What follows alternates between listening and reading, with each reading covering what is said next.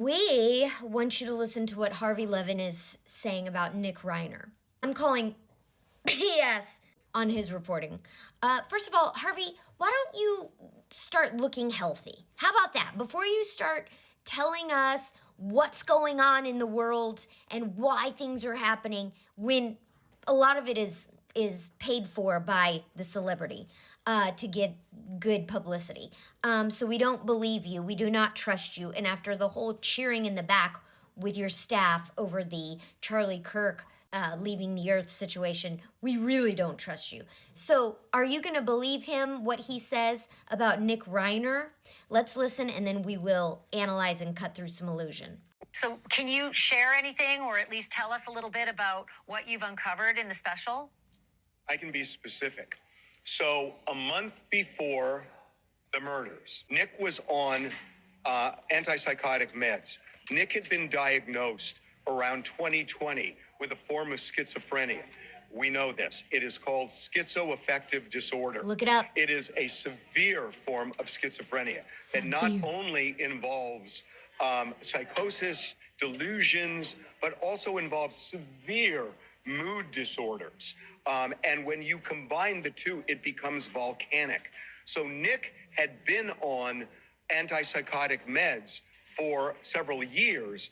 And a month before the murders, what we are being told is those meds were working. They were working fine. Okay. There is for some reason, his doctors changed the meds and it sent him into orbit. He became delusional. He became dangerous. The Reiners saw it. They were alarmed. It built and built and built the month before the murders.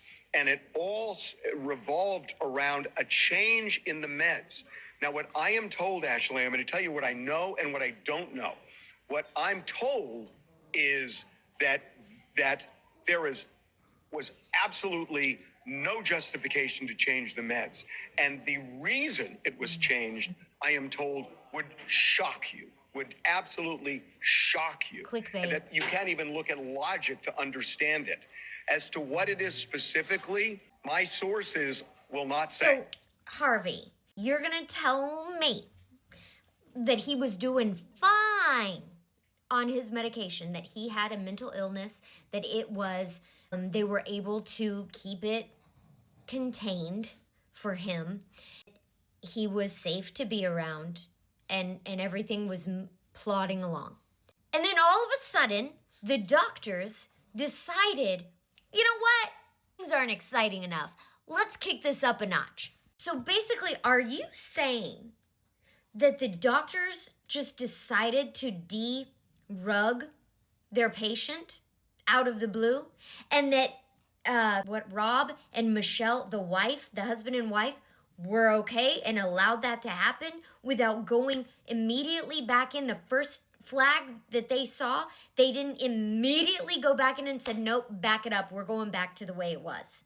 Is that what you're telling me?